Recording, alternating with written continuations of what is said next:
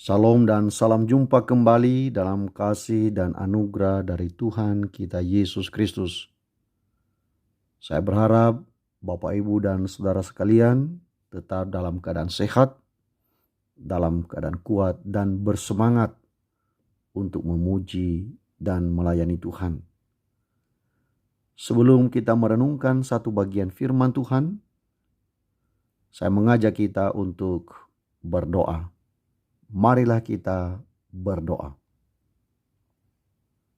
Maha besar Allah yang di surga, Allah yang kami puji dan kami sembah dalam nama Yesus. Hari ini kami bersyukur kepadamu karena Tuhan telah menolong kami. Tuhan sudah menyertai kami dan Tuhan telah memberikan yang terbaik bagi kami. Dan sekarang ini kami rindu belajar firman-Mu. Karena firman-Mu akan menolong dan membimbing kami dalam menjalani kehidupan kami sepanjang hari ini. Karena itu berfirmanlah ya Tuhan, kami telah siap mendengar. Dalam nama Yesus kami berdoa dan bersyukur. Amin. Bapak, Ibu, dan Saudara yang terkasih dalam nama Tuhan kita Yesus Kristus, di dalam bagian yang keempat ini, kita akan terus belajar tentang karya Roh Kudus atau peran Roh Kudus dalam kehidupan orang-orang percaya. Dan hari ini kita mau belajar tentang Roh Kudus menginsafkan dunia akan dosa. Yohanes pasalnya yang ke-16 ayatnya yang ke-8 sampai yang ke-9 dikatakan demikian. Dan kalau ia datang, ia akan menginsafkan dunia akan dosa, kebenaran dan penghakiman. Akan dosa karena mereka tetap tidak percaya kepadaku. Roh Kudus pasti datang. Itulah jaminan yang diberikan oleh Tuhan Yesus. Sebelumnya para murid belum pernah dinyatakan kepada mereka tentang Roh Kudus secara nyata dan definitif. Namun sekarang Tuhan Yesus menyampaikan secara jelas bahwa yang menggantikan Dia untuk mendampingi para murid adalah Roh Kudus. Janji Tuhan Yesus tentang kedatangan Roh Kudus sudah terbukti.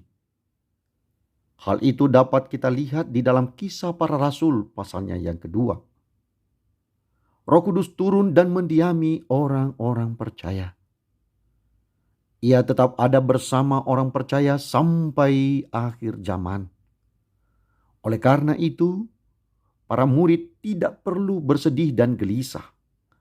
Ada Roh Kudus yang menghibur, menopang, dan menenangkan.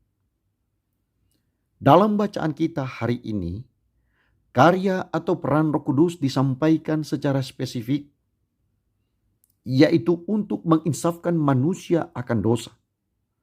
Manusia yang tidak menyadari dosanya diinsafkan oleh Roh Kudus. Secara jelas dan nyata bahwa semua manusia sudah berbuat dosa. Tidak ada satupun yang terbebas dari dosa. Meskipun demikian, tidak semua manusia menyadari atau mengakui dosanya. Semua orang harus diinsafkan oleh Roh Kudus bahwa mereka telah melakukan kesalahan dan dosa. Dosa kita sebagai manusia berwujud dalam pikiran, perkataan, kelalaian, perbuatan, dan keinginan kita yang tidak sesuai dengan kehendak Tuhan. Dosa ini terus kita lakukan dan kadang sulit untuk berhenti melakukannya. Tapi puji Tuhan, ada Roh Kudus yang selalu bersedia untuk menegur kita, mengingatkan, dan akhirnya menginsafkan kita semua.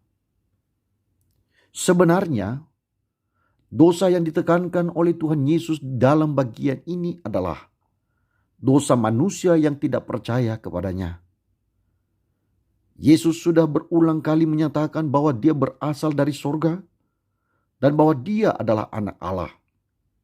Tetapi tetap saja para pendengarnya, terutama ahli Taurat, orang Farisi, dan orang Saduki, tidak percaya kepadanya. Sebagian besar ahli Taurat, orang Farisi, dan orang Saduki hanya menerima Yesus sebagai anak tukang kayu dan manusia biasa saja. Yang lebih ekstrim adalah mereka menyebut Yesus sebagai pembohong. Di lain kesempatan, mereka juga tidak menerima jika Yesus melakukan mujizat atas kuasa dari Tuhan. Malah, mereka menyebut Yesus mengusir setan dengan kuasa penghulu setan. Itulah sebabnya Yesus menyatakan bahwa hanya Roh Kudus yang mampu menginsafkan manusia atas dosa yang diperbuat, yaitu dengan menolak dirinya. Hanya Roh Kudus yang mampu menerapkan karya Kristus di kayu salib dalam kehidupan orang-orang yang percaya. Intinya, hanya Roh Kudus yang memungkinkan kita untuk dapat menerima karya penyelamatan dari Tuhan kita, Yesus Kristus. Jadi, orang yang tidak menerima Yesus Kristus sebagai Tuhan dan Juru Selamat pasti akan dihakimi, pasti mendapat hukuman dari Tuhan. Setiap orang yang menolak sang kebenaran, yaitu Yesus Kristus, maka dengan sendirinya penghukuman menjadi bagiannya. Oleh karena itu, marilah kita insaf akan segala dosa dan pelanggaran kita. Marilah kita dengan sungguh-sungguh mengimani karya penyelamatan di dalam Tuhan kita Yesus Kristus. Dialah penolong kita. Dialah Juru Selamat kita. Roh Kudus yang memampukan kita insaf akan segala dosa kita. Roh Kudus memampukan kita bersedia mengaku dosa. Karena itu, jangan pernah abaikan karya Roh Kudus dalam hidupmu. Terpujilah Tuhan selama-lamanya. Amin. Kita berdoa. Kami naikkan pujian dan syukur bagimu Tuhan, karena Engkau menolong kami. Engkau mengingatkan kami melalui firman-Mu bahwa Roh Kudus menginsafkan kami semua. Membuat kami sadar akan dosa kami. Sehingga kami dimampukan juga untuk mengaku dosa dan menerima Yesus Kristus Tuhan dan Juru Selamat. Dengan demikian kami percaya bahwa keselamatan yang daripada Tuhan menjadi milik kami. Terpujilah Tuhan selama-lamanya dalam nama Yesus. Amin.